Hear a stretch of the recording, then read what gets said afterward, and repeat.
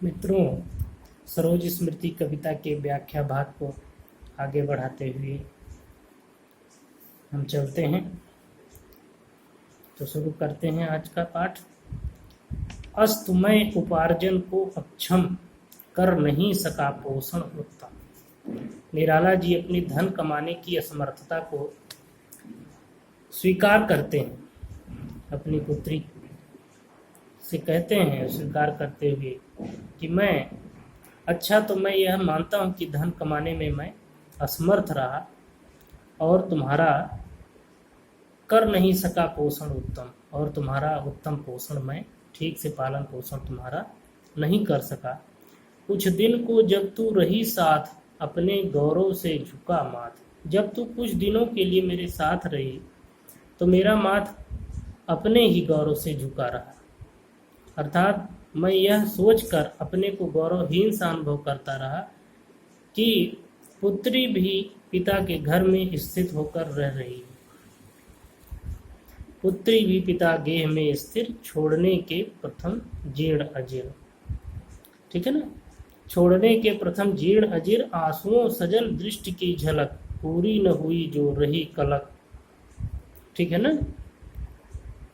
तो निराला जी आगे कहते हैं, छोड़ने के प्रथम जीर्ण अजीर्ण, तो मेरा घर छोड़ने से पहले अर्थात ससुराल जाने से पहले भी मेरे घर के टूटे फूटे आंगन में किसी प्रकार का सुख प्राप्त नहीं कर पाई, क्योंकि तेरे शैशव की कोई उमंग मैंने पूरी नहीं की।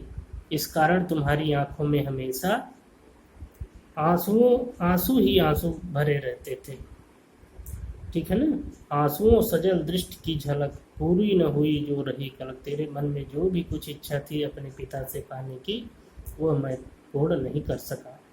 और प्राणों की प्राणों में दबकर कहती लघु लघु उसास में भर, समझता हुआ मैं रहा देख, हटती भी पथ पर दृष्टि टेक। क्योंकि तेरे शैशव की कोई भी उमंग मैं पूरी नहीं कर सका, इस कारण तुम्हारी आंखें हमेशा आंसुओं से भीगी रहती थीं।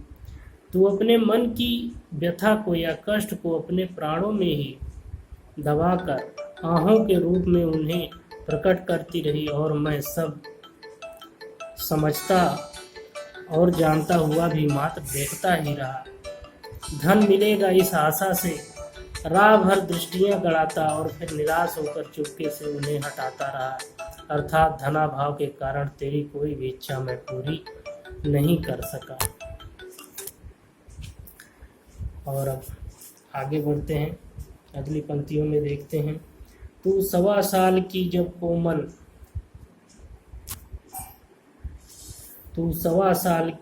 कोमल, पहचान रही ज्ञान में चपल, माँ का मुख हो चुंबित क्षण क्षण, भरती जीवन में नव जीवन। हे बेटी, जब तू केवल 1.25 साल की कोमल नन्ही मुन्नी सुकुमार बालिका सी थी, तभी ये लक्षण प्रकट होने लगे थे कि तू ज्ञान में विलक्षण और चंचलता लिए हुए है।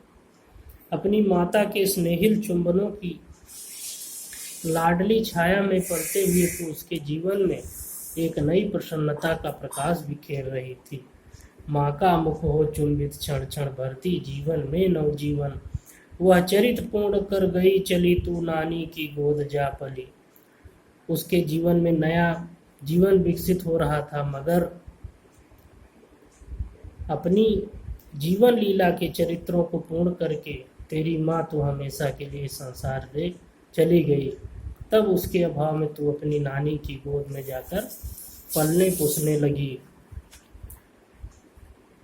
सब किए वहीं कौतुक विनोद, उस घर निस्वासर भरे मोद। ठीक है, तू अपने शैशव के सभी खेल अपनी नानी माँ की गोद में ही तूने खेले, और अपने खेलों से रात दिन उस घर में आनंद का संसार लुटाती रही। और खाई भाई की मार विकल, रोई उत्पल दल दृग छल छल, चुमकारा सिर उसने निहार, फिर गंगा तट सैकत बिहार। और इस प्रक्रिया में तू अपने भाई की मार भी खाकर जब तू व्याकुल हो जाती थी, तो अपने तेरे आंखों में आंसू छलछलाते थे, और तू रोती हुई अपना मुंह ढांक लेती थी तब तुझे देखकर तेरा भाई फिर तुझे प्यार से पुचकारने लगता था और तुझे गंगा तट की रेती पर घूमने के लिए ले जाता था। करने को लेकर साथ चला तू गहकर चली हाथ चपला, आंसुओं धुला मुख हासो चल, लगती प्रसार वह उर्मि धवल। ठीक है ना। और तू भी जो है उसका हाथ पकड़ करके धीरे धीरे बिजली की गति से किलकारियां मारती हुई उसके साथ घूमने चल देती थी। और तेरे आंसुओं से धुले मुख पर हंसी की उज्जवल लहरें देख करके मानो गंगा भी अपनी उजली लहरों का प्रसार तुझी में देखने लगती थी। और अब आगे बढ़ते हैं। तब भी मैं इसी तरह समस्त कवि जीवन में व्यर्थ भी व्यस्त लिखता आबाद गति मुक्त छंद पर, संपादक गण निरानंद वापस कर देते पढ़ सत्वर, दे एक पंक्ति दो में उत्तर। तो अपने साथ तथा अपनी बेटी सरोज के अतीत के जीवन को दोहराते हुए कवि निराला जी कहते हैं कि उस समय मैं भी इसी प्रकार का कवि जीवन व्यतीत कर रहा था। अपनी स्वतंत्र गति से मुक्त छंद युक्त मैं रचनाएं कर रहा था और दाने के लिए पत्र संपादकों के पास भेजता था अर्थात उन्हें छपने के लिए। पर संपादक लोग क्या करते थे, मेरी रचनाओं में कोई इंटरेस्ट ही नहीं लेते थे, कोई आनंद ही नहीं लेते थे। पर संपादक गण निरानंद वापस कर देते पढ़ सत्वर, जल्दी से बिना कोई आनंद लिए मेरी कविता को पढ़कर वो मुझे वापस कर देते थे और एक या दो पंक्तियों में उत्तर दे देते थे। तब लौटी रचना लेकर उदास ताकता हुआ मैं दिशाकाश। तब मैं जो है अपनी उन लौट कर आई हुई रचनाओं को हाथों में थाम कर आकाश और दिशाओं की ओर कुछ निराशा से ताकता हुआ काफ़ी समय यूं ही गुनगुनाहट में व्यतीत कर दिया करता था। हाँ, और बैठा प्रांतर में दीर्घ प्रहर व्यतीत करता था गुनगुन कर, संपादक के गुण यथाभ्यास पास की नोचता हुआ घास, अज्ञात फेंकता उधर इधर उधर भावों की चढ़ी पूजा उन पर। ठीक है ना। उस समय मैं अपनी उपेक्षा करने वाले संपादकों के गुण गाता रहता था। अभ्यास के कारण इधर की घास उधर नोच कर फेंकता रहता था। एक निराशा का भाव होता है, जब व्यक्ति निराश होता है तो इधर उधर की चीज़ें करता रहता है। इस प्रकार मेरे भावों का आरोप जैसे उन चुने तिनकों पर ही हो जाया करता था। याद है दिवस की प्रथम धूप, हे बेटी मुझे याद होगा उस दिन पहले पहर की सुंदर धूप। ठीक है, जबकि वह तेरे सुंदर शरीर पर पड़ी थी। याद है दिवस की प्रथम धूप थी पड़ी हुई तुझ पर स्वरूप, खेलती हुई तू परी चपल मैं दूर स्थित प्रवास से चल। ठीक है ना। अपने खेतों में चंचल परी के समान तू अपने सौंदर्य स्वरूप को प्राप्त कर रही थी।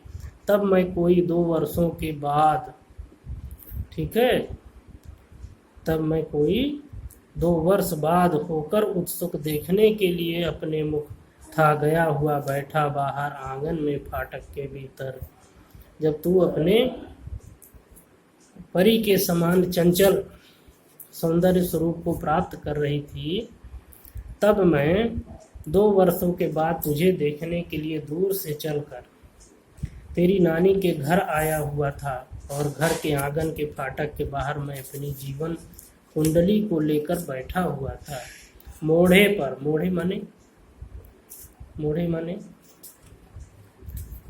फाटक पर, ठीक है, जो दुआरी जिसको बोलते हैं।